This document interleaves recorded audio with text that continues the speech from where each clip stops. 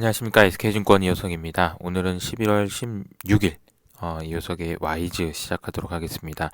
한 주 동안에 있을 일들 조금 보고 좀 최근에 중요한 이슈 점검해 보는 시간인데요. 오늘은 특별히 코스피가 2,900포인트까지 상승할 수 있다. 왜? 그 이유에 대해서 설명을 해보도록 하겠습니다. 보통은 우리가 흔히 주식시장 얘기할 때 뭐 이런 식으로 타겟 프라이스, 뭐 TP라고 하죠. 요걸 이제 하는 거를 밸류에이션이라고 얘기를 하는데 이 밸류에이션을 뭐 마음대로 할 수는 없잖아요. 어쨌든 그래서 2,900포인트를 저희가 타겟 프라이스로 제시한 이유에 대해서 설명하고 그게 왜 달성 가능한지 그냥 뭐 갈 것 같은데요. 이거 아니고요. 어쨌든 숫자적으로 저희가 좀 로직을 만들었으니까 그 내용을 좀 설명을 드리고요. 좀 중요한 내용들 몇 가지만 좀 점검해 보도록 하겠습니다. 이번 주는 코스피가 2,900이 달성 가능하다라는 얘기를 좀 할 거고요. 지난주에 있었던 일들도 간단하게 점검해 보도록 하겠습니다. 저는 특징이 나스닥도 빨리 회복하고 있다라는 것도 특징인 것 같습니다. 그러니까 지금 뭐 뒷부분에 좀 설명드리고요. 2,900포인트가 어떻게 산출됐는지 다시 한번 점검해 보고, RCEP, 이 자세한 내용을 다루지 못했지만, RCEP에 대해서도 어떤 의미가 있는지에 대해서 말씀드려 보도록 하겠습니다. 저희 전망은 롱 빅스, 그리고 숏 캐시 유지하고 있고요. 롱 빅스는 대형주라는 의미와 배터리, 인터넷, 정책, 반도체 이 네 가지 키워드 말씀드리고 있고요. 주식 비중 확대도 말씀드리고 있습니다. 리얼 옵션도 계속해서 강조해서 말씀드리고 있는데요. 뒤에서 좀 설명드려 보도록 할게요. 자, 밸류와 모멘텀 큰 이벤트가 있었습니다. 지난주 화이자 백신 발표 당일날 주가의 흐름을 보면 밸류 투자하는 것의 성과가 1985년부터 쭉 놓고 봤을 때 단연 압도적으로 가장 높은 수익률을 기록했다. 일중 수익률이요. 일간 수익률이요. 거의 한 7% 정도 성과가 났네요. 그리고 모멘텀을 따라가는 팩터는 10% 이상 손실이 발생했습니다.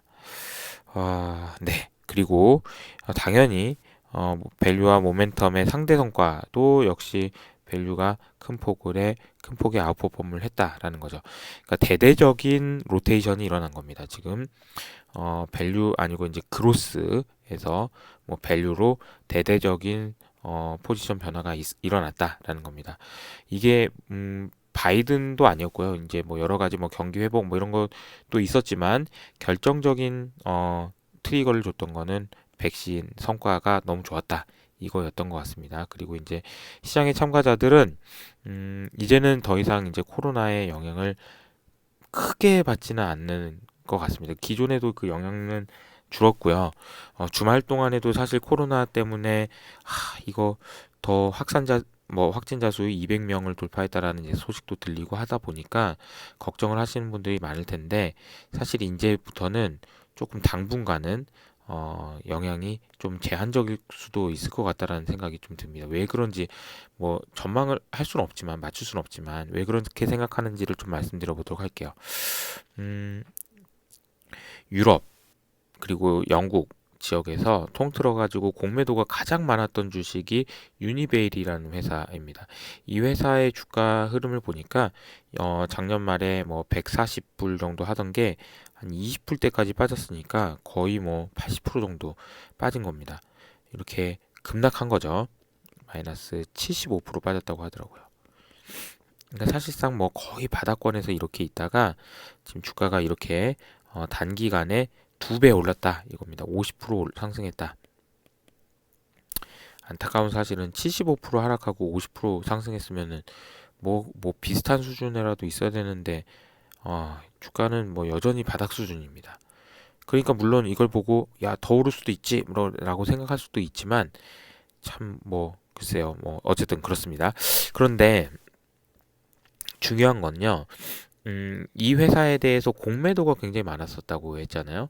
그러면 이 공매도가 많으면 이 회사 주식을 팔아놓은 겁니다. 그래서 주가가 여기서 만약에 더 올라가게 되면 손실을 보기 때문에 이 포지션에 대해서 정리하려는 수요들이 나타납니다. 실제로 이뭐 헤지 펀드 같은 경우에는 뭐 엄청난 규모의 손실이 발생했다라는 얘기가 지금 나오고 있습니다. 그러다 보니 이거를 커버를 해야 되겠죠? 커버를 해야 되는데 아무리 이렇게 거래가 많이 됐다고 하더라도 단 한 번에 이 포지션을 다 커버하기는 어렵습니다. 그러다 보니까 주가가 빠지면 밀리면 살려고 하는 수요들이 상당히 많습니다. 국내에 이제 관련된 주식들도 마찬가지예요. 워낙 숏이 많거나 아니면 뮤추얼 펀드의 경우에 언더웨이트 비중이 굉장히 높은 기관들 기준으로 회사들 같은 경우에는 이것을 커버하려는, 그러니까 이게 이제 사실상의 숏이랑 같은 의미이기 때문에 이걸 커버하려는 움직임이 강합니다. 그래서 이런 흐름들이 조금 당분간은 나타날 가능성이 높지 않을까 그런 생각이 듭니다. 그래서 밀리면 사자가 좀 많은 그런 상황이다라고 보시면 될 것 같고, 추가적으로 이걸 다른 식으로 한번 생각해 볼까요? 이 외국인들이 최근에 코스피를 많이 사고 있습니다. 어, 요거를 왜 사는지, 뭐 혹은 언제까지 살 건지 이거를 알아맞힐 수가 있을까요? 없습니다. 이건 절대 알아맞힐 수가 없어요. 그렇지만 제가 이제 뭐 오늘 말씀드리고 싶은 거는 요거예요. 자, 일단 외국인들이 가장 이제 11월 5일 날 1.1조를 샀네요. 그리고 11월 6일 날은 8천억을 샀습니다. 0.8조를 샀고요. 그 다음 날은 3천억. 그리고 나서 다음 주가 됐죠. 이번 주 주간으로는 1,500억, 8천억, 5천억, 5천억 이런 식으로 계속해서 사고 있습니다. 지금 며칠 연속이냐면 한 8일 연속 정도 되는 것 같아요. 8영업일 연속으로 사고 있습니다. 제가 그때 뭐였죠? 블랙락 얘기를 하면서 좀 말씀을 드렸던 부분이 있죠. 블랙락에서 EM의 투자 비중을 늘리기로 했습니다. 라고 해서 이게 상당히 의미 있는 것 같습니다. 라고 말씀을 드린 다음 날부터 주식을 많이 사고 있다라는 겁니다.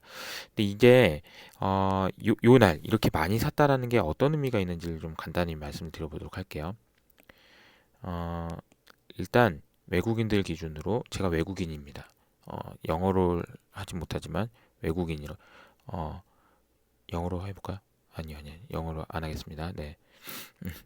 외국인이라고 생각하고 제가 이렇게 생각해 볼게요. 외국인인데 코스피의 투자 비중을 지금 한 뭐 3%인데 예를 들어서 뭐 5%로 늘리기로 결정을 했습니다. 뭐 블랙락이 됐든 뭐 아니면은 뱅가드가 됐든 아니면 뭐 캐피탈이 됐든 외국인 투자자들이 이런 결정을 했다라고 칩시다. 근데 이게 얘네들의 비중으로 2%를 늘리려고 하면은 대략 한 5조 정도 된다고 쳐요. 뭐 예를 든 겁니다. 근데 이 5조를 하루에 살 수 있나요? 못 삽니다. 근데 5조를 살려고 했는데 하루에 못 산다고 해서 처음에 뭐 1,000억씩, 2,000억씩 뭐 이런 식으로 살 수도 있어요. 천천히 모을 수도 있습니다. 그런데 사기로 딱 결정해서 어, 주가가 많이 오를 것 같다. 내가 안 사면 지금 많이 오를 것 같다라고 생각하면 어떻게 해야 되냐면 5조 중에서 상당 부분을 첫날 사야 됩니다. 첫날 주가가 좀 오르더라도 첫날 사야 됩니다.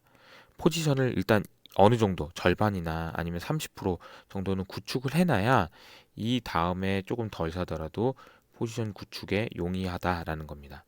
요 얘기는 뭐냐면 아까 말씀드렸던 그 숏 커버랑 마찬가지예요. 내가 구축해야 되는 포지션 혹은 숏을 전부 다 커버하려고 했을 때 그 사야 되는 물량이라는 게 정해져 있는데 그 물량을 채우기 위해서는 초반에 좀 많이 사야 된다. 초반에 많이 샀고 그 뒤로도 계속 많이 사고 있는 그런 상황이 이어지고 있다라는 겁니다. 요거는 그냥 한번 참고로 말씀드려봤고요. 자, 두 번째는 코스피가 2,900이 도달할 수 있는지에 대한 설명을 간단하게 드려보도록 하겠습니다. 간단하게만 드릴게요. 자, 저희 이제 그 연간 전망에 들어가 있는 내용이고요. 코스피에 적용되는 금리를 산출하는 방법을 제가 COE라는 개념을 넣어가지고 말씀드리고 있습니다. 이게 이제 다모다란 교수님이 말씀하신 수식이고요. 특징적인 것은 우리가 보통 렐러티브 볼레틸리티라고 하는 미국이랑 한국의 상대 변동성이라는 값이 있는데 올해는 특이하게 한국의 변동성이 미국의 변동성보다 낮아졌습니다. 보통은 미국한테 요구하는 요구 수익률과 한국에 요구하는 요구 수익률이 한국에 요구하는 수익이 더 높아야 되는데 이게 더 낮아졌어요. 굉장히 특이한 현상입니다. 그리고 CDS도 많이 낮아졌고요. 그러다 보니까 음, 실제로 다모다란 교수의 계산 방식은 이런 식의 예시를 들었더니 뭐 5% 정도밖에 안 되는 ERP가 계산이 됐고요. 설문조사 방식으로 계산한 값은 7%로 계산이 됐습니다. 요거 두 개 합쳐서 5.9%의 ROE, ERP가 계산됐고요. COE를 6.8로 했습니다. 그리고 나머지는 뭐 각각의 변수들 뭐 그렇게 중요하진 않으니까 자, 이거는 북밸류 기준, 내년 북밸류 기준입니다. 2535포인트가 포워드 기준으로 2535입니다. 2535에다가 적정 PBR 1.14배를 곱하면 2886 반올림하면 2900포인트가 여기서 나온다라는 겁니다. 그러니까 뭐 이렇게 계산했으니까 2900포인트 가겠네. 이런 건 당연히 아니에요. 하지만 저희가 계산한 로직에 의해서 그렇게 계산됐다라는 거고요. 여기서 이제 중요한 거는 COE 계산한 게 굉장히 중요하다라는 거였고, 그럼 ROE를 그냥 마음대로 계산할 수는 없잖아요. 그래서 ROE를 저희가 컨센서스가 지금 133조 원입니다. 내년 컨센서스 133조 원을 그대로 계산할 수 없으니까 개선폭이 가장 큰 것으로 반영되어 있는 3대 업종, 이게 이제 절반 이상이거든요. 얘네들의 을 추정하는 애널리스트의 전망치 중에 최하단을 반영하게 되면 117조 원이 되겠습니다. 그럼 대략 한 15% 정도 낮은 수준이고요. 117조 원을 기준으로 7.4%를 계산했더니 ROE를 계산하면 7.4%가 되고요. 요거를 적용하면 이제 이렇게 된다라는 거고요. 만약에 컨센서스를 기준으로 한다. 만약에 진짜로 내년에 실적이 애널리스트의 전망치만큼 나왔다. 그러면 3,500포인트. 이게 너무 센데 이거. 근데 여기서 이제 우리가 알 수 있는 점은 뭐냐면 이게 COE를 얼마로 계산하는지에 따라서 정말 위로 쭉쭉 올라갈 수 있구나라는 얘기가 되고요. 그래서 제가 이 얘기를 사실 요 COE나 ERP에 대한 중요성은 만약에 저 혼자 얘기했다면은 정말 외로웠을 텐데 최근에는 글로벌 IB들 중심으로 해서 꽤 많이 얘기가 나오고 있습니다. ERP에 대해서 그것도 참고해 주시면 좋을 것 같습니다. RECP와 CP, TPP 여기에 대한 얘기를 좀 말씀드려보도록 하겠습니다. 최근에 이제 글로벌 밸류 체인이라는 얘기들이 굉장히 많죠. 글로벌 밸류 체인. 이거는 과거와 달리 밸류 체인이 굉장히 복잡해졌고 중요해졌기 때문입니다.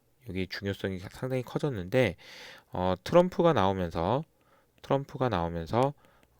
상당히 그 무역 분쟁 뭐 얘기가 나오고 그런 상황이 됐었죠. 그래서 이 반무역주의, 그러니까 음, 자유무역을 반대하는 그런 움직임들이 나타나는 그런 모습을 보였습니다. 굉장히 특이했던 현상인데 이번에 이제 이런 역사적 흐름이 있었고 이번에 이제 코로나가 사태가 나고 나서 무슨 문제가 생겼냐면요.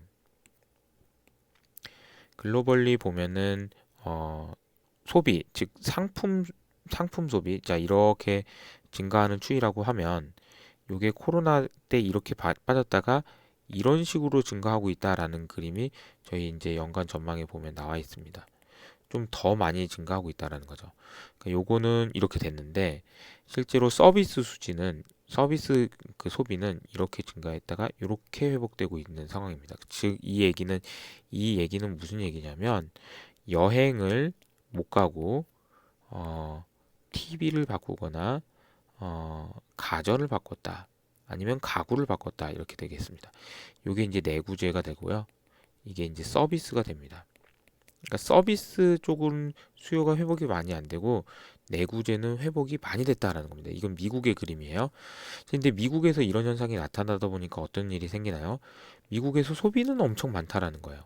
근데 미국 내에 있는 그 제조업 회사들이 가동을 제대로 못하고 있고 생산을 제대로 못하다 보니까 이 그림에서 보시면 아시아 지역 있죠? 아시아 지역이요. 미국 그리고 유럽. 미국과 유럽에서는 돈을 찍어가지고 사람들이 소비를 하기 시작했습니다. 그런데 제대로 된 생산이 안 돼요.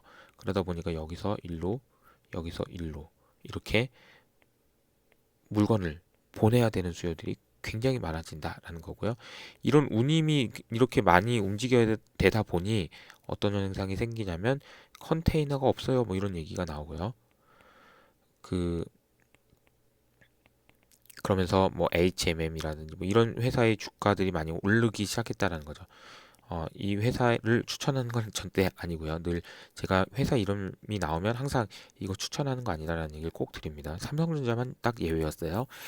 어, 이렇게 하다 보니까 이런 현상들이 나타났는데, 자, 이 얘기, 여기서 이제 제가 여기서 드리고 싶은 말은 뭐냐면, 자, 아시아 지역이, 동아시아 지역이 생산 기지, 글로벌 생산 기지로서의 역할이 상당히 중요해졌다라는 겁니다. 자, 그러니까 트럼프 전에, 트럼프 시대가 와서, 얘네들이 TPP 가입 탈퇴하고, 막, 마음대로 하고, 막 이런 상황이 됐다가, 코로나가 되면서 아시아 지역의 생산 기지로서의 역할이 굉장히 중요해졌다라는 겁니다. 실제로 한번 그림을 보면은 OECD에서 나온 그림입니다. 이거 보시면 재밌어요. 서플라이 체인 중에서 서플라이 허브 기준으로 트레이드 밸류 에디드, 즉 그 부가가치가 어디서 형성이 되는지를 많이 만들어지는지를 보니까 2000년대 초반에는 일본이 좀 핵심이고요. 미국, 독일 뭐 이런 식으로 되어 있습니다. 그런데 2017년이 되다 보니까 와, 이게 보세요. 중국이 요만했던 게 이렇게 증가합니다. 이렇게요. 독일은 줄어들었고 미국 뭐 그대로지만 일본이 좀 뭐 상당히 줄어들었고, 여기서 지금 보시면 중국이 이 지역을 밸류체인을 핵심적인 밸류체인을 담당하고 있다라는 겁니다.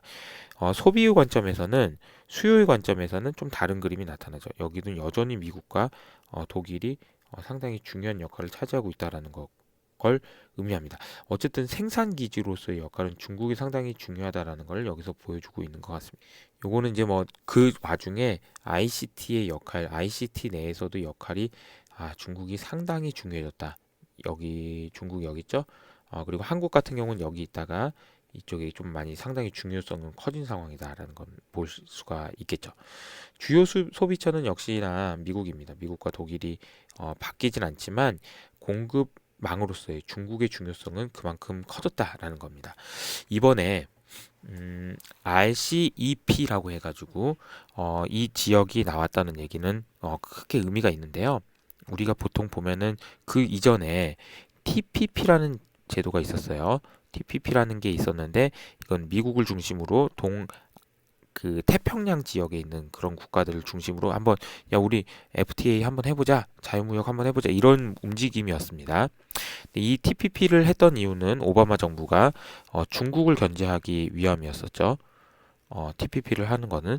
근데 중국을 견제하기 위해서 이 TPP를 했는데 이 오바마가 이렇게 하다 보니까 이거 하면 미국 내 일자리가 줄어든다라는 반발심이 생기게 됐고요.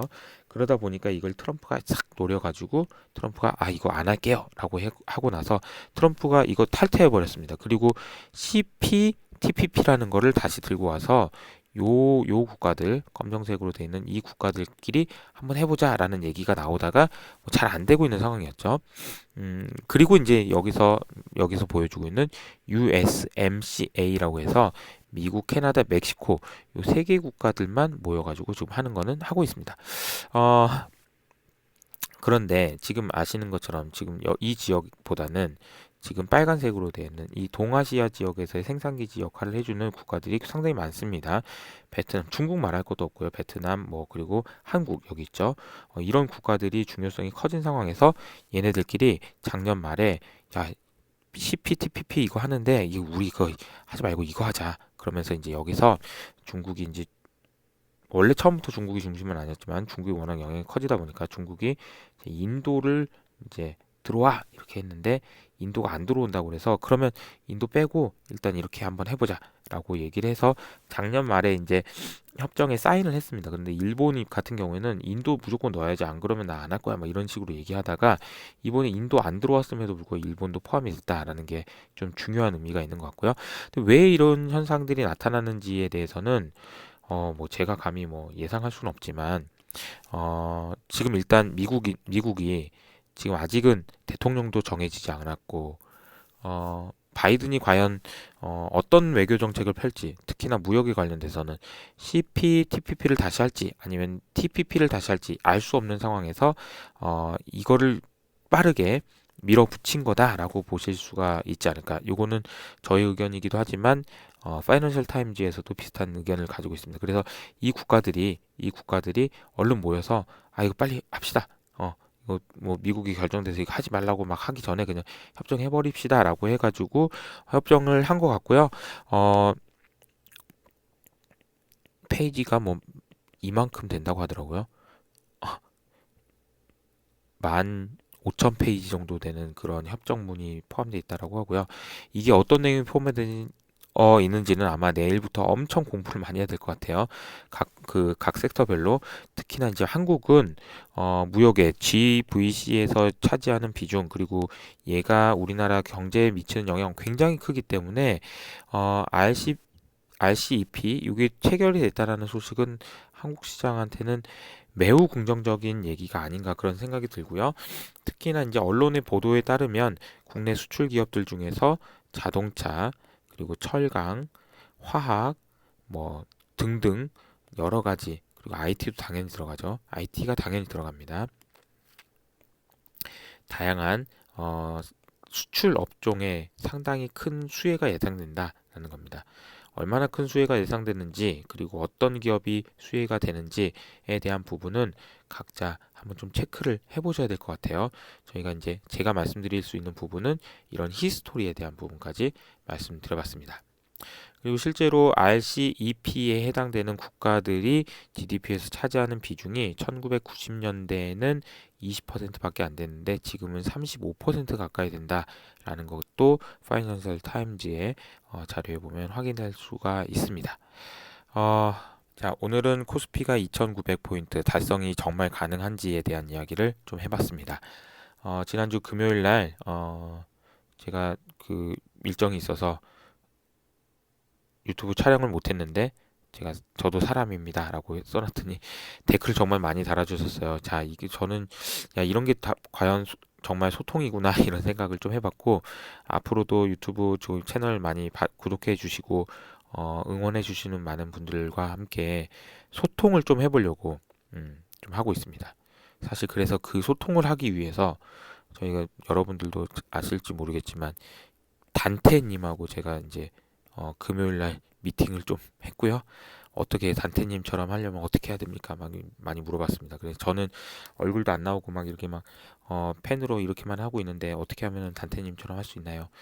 많이 물어봐서 준비를 해볼 생각입니다. 조금 더 열심히 소통하고 할 수 있도록 노력을 하도록 하겠습니다. 오늘 와이즈는 여기까지 하고요. 한 주 동안 또 좋은 소식들 많이 하고 성공한 투자를 하시기를 바라면서 이것으로 마치도록 하겠습니다. 감사합니다.